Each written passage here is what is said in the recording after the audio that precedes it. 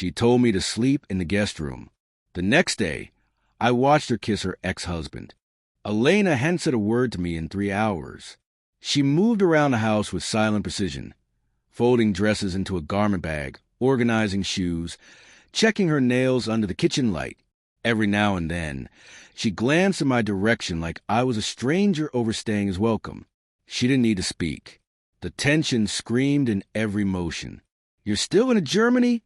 she finally asked, her tone too calm to be casual. "I have to," I said. "The merger is at a critical stage. If I don't show up in person, we risk losing a year's worth of work." She nodded slowly. "Of course. Business first. As always." "Elena," I stepped closer. "Don't do this. Not tonight." She turned, arms crossed. "No, Marcus. I won't pretend anymore. You've been distant. Cold. I'm always an afterthought. Dana's wedding is important to me, but clearly it's not a priority to you. She's your best friend," I said gently. "Not mine. And I told you I'd be back as soon as the meeting ends." "You always say that, but you never really come back." I swallowed the reply forming in my throat. This wasn't about the flight. Not really. This was about everything we never said. The cracks we painted over. The late dinners I missed. The silence between us growing louder by the year. I walked down the hall, suitcase in hand. Her voice followed me. "Sleep in the guest room tonight." I froze for a second, then nodded. The door clicked behind me. I lay awake in the cold sheets, staring at the ceiling, listening to the whisper of her feet moving above me. That was the last night I ever slept under the same roof with Elena Carter. My flight was at 7:10 a.m. I texted my daughters, Sophie and Layla, before boarding. Asterisk heading to Munich. Text me if Mom needs anything. Love you both. Asterisk. They replied with emojis and a sleepy selfie from the back seat of Dana's car. Elena wasn't in the picture. The meeting was canceled. 20 minutes before we landed in Frankfurt, I got an encrypted message. The opposing firm had pulled out. Deal's off. Just like that. I sat in the airport lounge with a lukewarm espresso and an overwhelming sense of emptiness. No merger. No deal. No reason to be here. Except maybe one. I flew back on the first available connection, not telling anyone, not even my daughters. Dana's wedding was that evening, in a vineyard just outside Nashville. Sunset ceremony, white flowers, jazz quartet. I showed up in a rental car, no tie, blazer slung over one shoulder. Guests milled around, taking photos with champagne in hand. I didn't see Elena at first. I saw Dana, glowing, joyful, walking down the steps of the event hall, and smiled to myself. She deserved this. She'd been through hell with her divorce. She'd rebuilt her life from ash and broken promises. And then I saw her, Elena, wearing the deep emerald dress I once bought her for our anniversary. Her hair pinned up, pearls in her ears, laughing, tilting her head back like she hadn't in years. And beside her, Daniel Reese, the ex-husband of the bride, the man who had wrecked Dana's life. The man Elena once called manipulative and pathetic. He had his hand on the small of her back. They were swaying to music on the dance floor. Slow, too close, too comfortable. Then I saw it. A quick glance, a lean in, and a kiss. Not a polite peck. Not a mistake. A kiss with memory in it. I didn't move. I didn't blink. I just watched it happen, like watching your house burn down from across the street. I turned away. No scenes. No shouting. No shattered glasses or flying fists. I got in my car, drove 5 miles out of town, and pulled into a gas station parking lot. There, under the flickering blue of a buzzing neon sign, I opened my phone camera and recorded a message. Asterisk hey, it's me. The meeting got canceled. I came back. I wanted to surprise you. Asterisk. Looks like I was the one who got surprised. Asterisk. Hope you have a nice night with Daniel. I won't be coming home. Asterisk. Asterisk. We're done. Divorce papers will follow. Asterisk. I hit send. Then I turn off my phone. And for the first time in years, I felt something close to clarity. I sat in the parking lot outside a shuttered bakery, engine off, Fingers frozen on the steering wheel. Elena kissed him. No room for excuses. No blurry angles. No drunken accidents to hide behind. And the worst part? She looked happy. Not guilty. Not hesitant. She looked like a woman who'd already made her decision days ago. Maybe even weeks. 10 years ago, I'd met Elena at a conference in Atlanta. She was covering the event for a regional publication. Notebook in hand, legs crossed, eyes sharp. She asked real questions, the kind most reporters don't bother with. She was electric, unapologetic, unfiltered. She asked me what I actually believed about corporate loyalty. I told her, it's a myth. A company will drop you faster than a person. But a person? If you're lucky, you find one who stays. She smiled like she knew I was bluffing. 2 months later, she moved into my apartment. 6 months later, we were married. We weren't perfect, but we were real. We fought about stupid things. The thermostat, forgotten groceries, her tendency to overshare online. But there was trust. At least, I thought there was. I supported her when her father died. She supported me when my company went under. We rebuilt, brick by brick, through sleepless nights and overdrawn accounts and car troubles and colds and college applications. And then we stopped rebuilding. We started surviving, going through motions. Date nights turned into arguments. Affection turned into polite silence. Our once loud house became quiet even when full. But I never thought she'd go back to him. Daniel Reese, of all people. He was smooth, sure, charming in that politician who hugs you too long kind of way.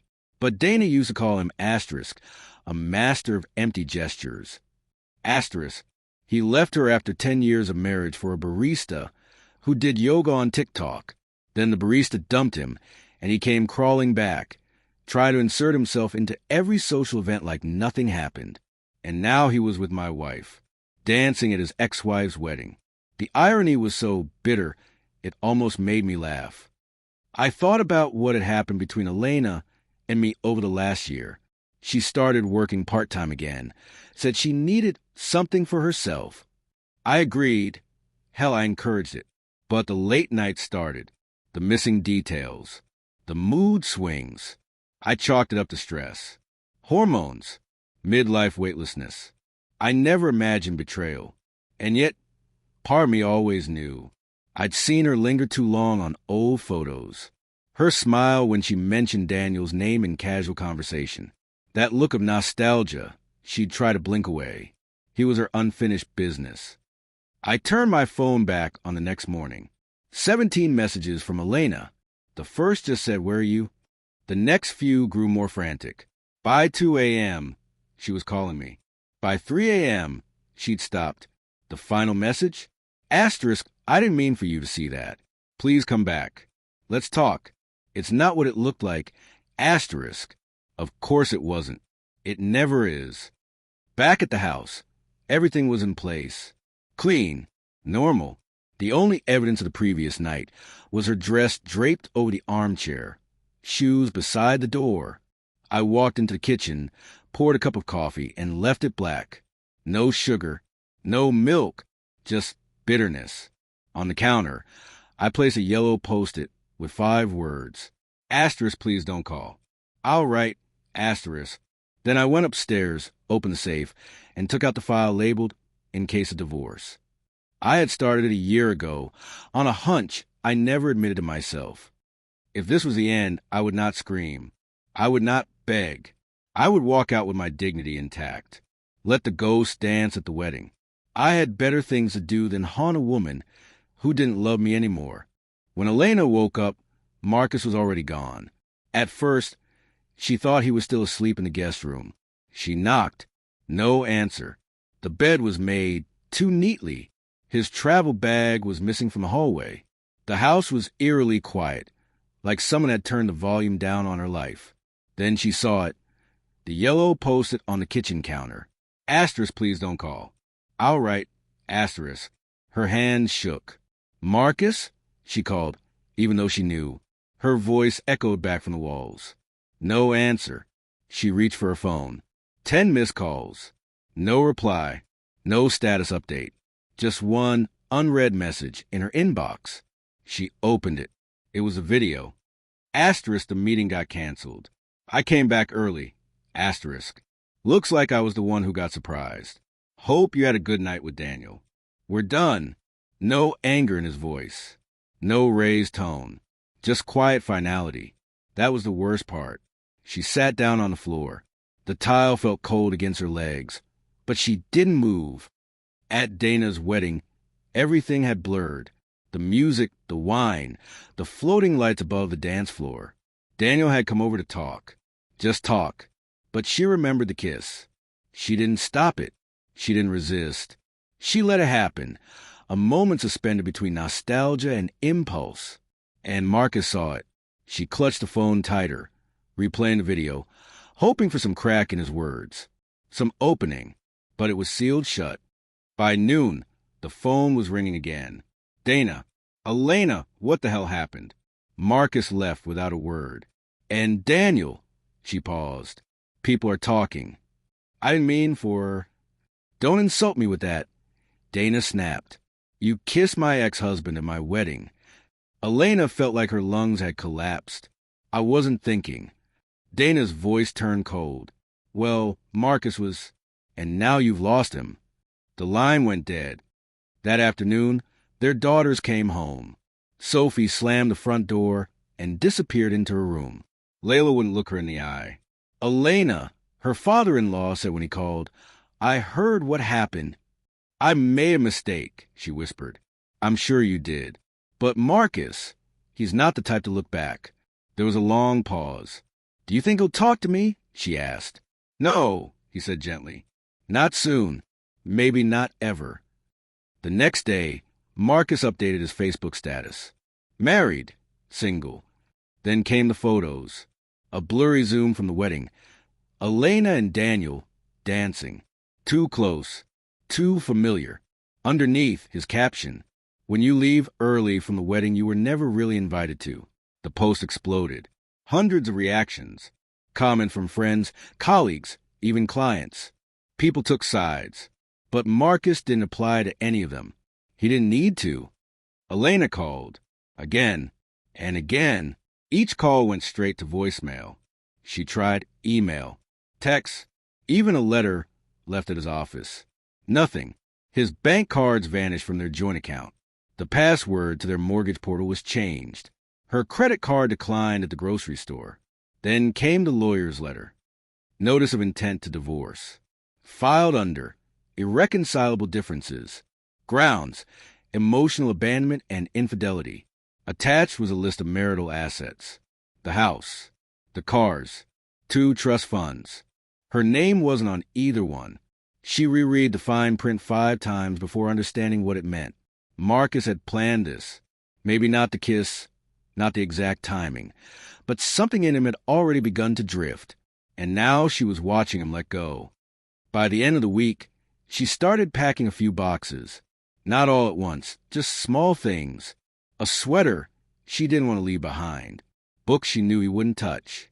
A perfume bottle she hadn't worn in years. When she opened her shared closet, half of it was already empty. His suits, his shoes, the scent of cedar and soap he always carried with him, gone. She sat on the floor of the bedroom, holding a framed photo from their 10th anniversary.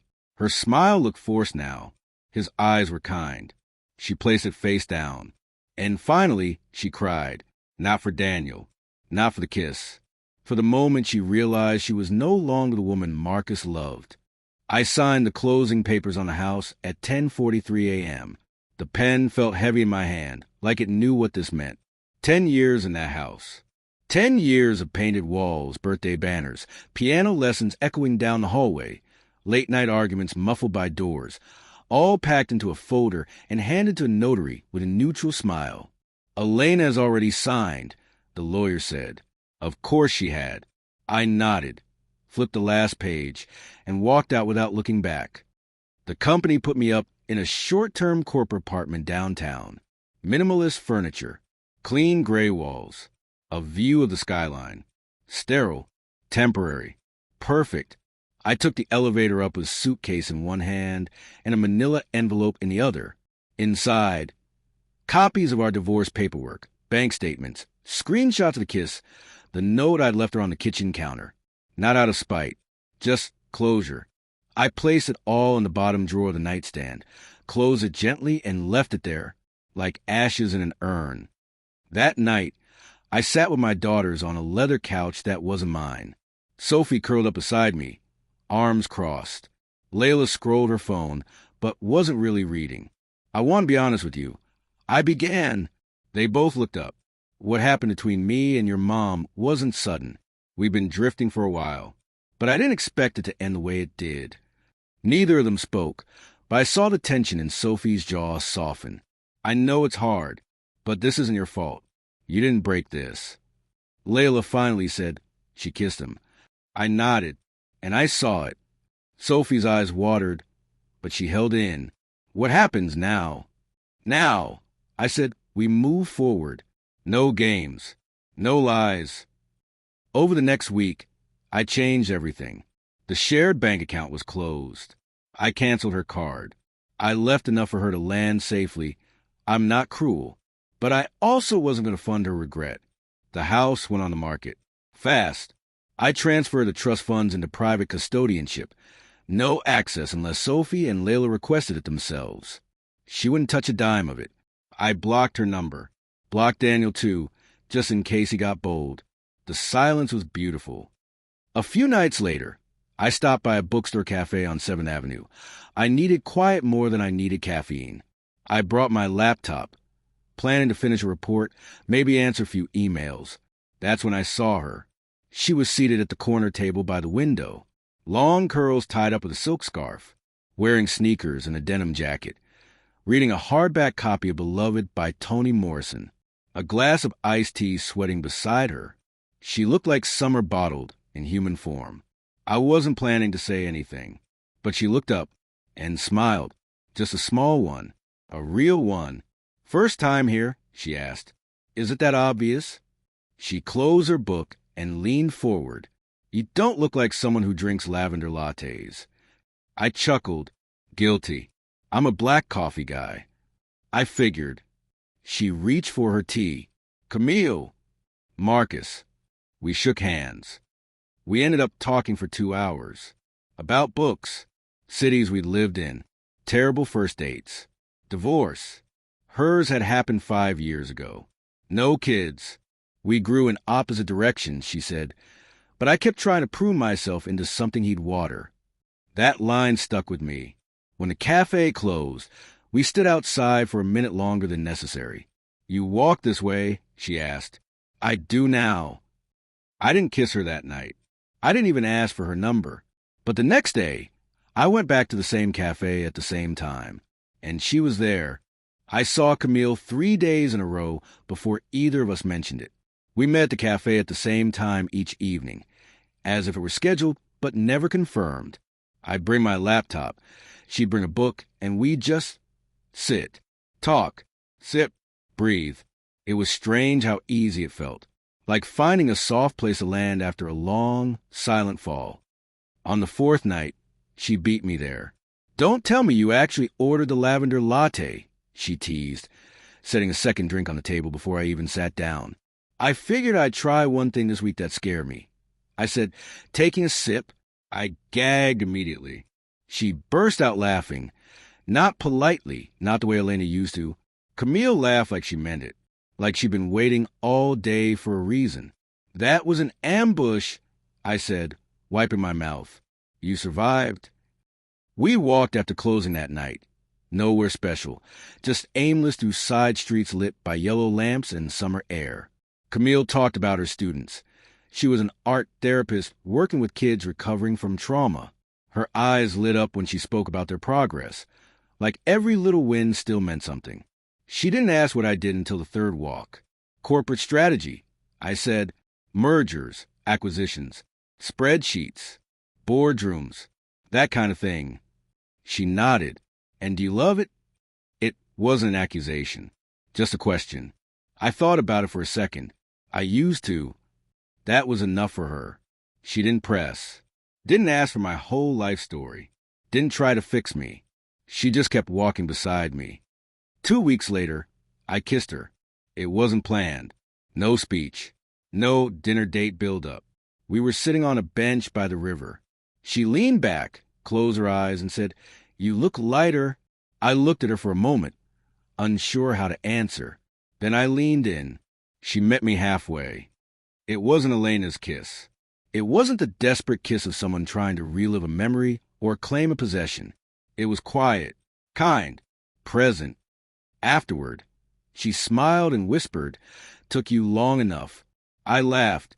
"You were waiting?" "No," she said. "I was ready." The next morning, I told my daughters about her. Layla raised an eyebrow. Sophie asked for a photo. I showed them one Camille had texted me the night before, her holding a paintbrush with a blue smudge on her cheek. "She looks nice," Sophie said. "She's not Mom," Layla added. I nodded. "I'm not replacing anyone. But I'm allowed to move forward, right?" They were quiet. Then Layla said, "As long as she's kind." "She is," I said, "more than I deserve." I didn't hear from Elena until a week after that. She called from an unknown number. I let it go to voicemail. Her message was short. "I heard about Camille. I don't blame you. I wish I could go back. I didn't mean for it to happen like this." I didn't respond. What was there to say? Regret isn't a time machine. One afternoon, Camille and I walked through a flea market in East Nashville. She held my hand like it had always been hers. We stopped at a stall selling antique picture frames. She picked up a gold-trimmed one with a cracked corner. "This one's broken," I said. "Exactly," she smiled. "Makes it interesting." That night, I watched her dance barefoot in my apartment to Nina Simone, holding a glass of red wine, and laughing as if heartbreak had never existed in the world. I stood in the doorway, memorizing the moment. This was what peace looked like. Not perfection, not promises, presence. And for the first time in years, I didn't feel like something was missing. The ceremony was held under a sea of paper lanterns on the school's football field, now transformed by folding chairs and proud parents in blazers and heels. Layla's graduation. I arrived early, took my seat near the front, and scanned the crowd. Sophie waved at me from the student section, already snapping photos on her phone. Then I saw her. Elena. She stood alone near the far bleachers, wearing a dark green dress that used to be her favorite. Her hair was shorter now. Her smile hesitant. Our eyes met. She didn't wave. Neither did I. Camille arrived 10 minutes later, dressed in navy, simple earrings, a gentle glow from the sun. She squeezed my hand, sensing everything without needing to ask. "She here," she whispered. I nodded. "That okay?" I looked down at our interlocked fingers. "Yeah, it is." Layla walked across the stage with the confidence of someone who'd earned every step. When they called her name, I stood and clapped. So did Elena. For a brief moment, we were the family we once were. Two proud parents watching their daughter's first big exit from childhood. And then the moment passed. After the ceremony, we took photos. First Camille and I, then Sophie and Layla, then just the girls. Then, hesitantly, the three of us, me, Sophie, Layla. Elena approached from the side, waiting. Camille gave my arm a small squeeze. "I'll give you a minute." She stepped back, smiling politely at Elena. Elena nodded. I turned to her. "Congratulations," she said, looking toward Layla.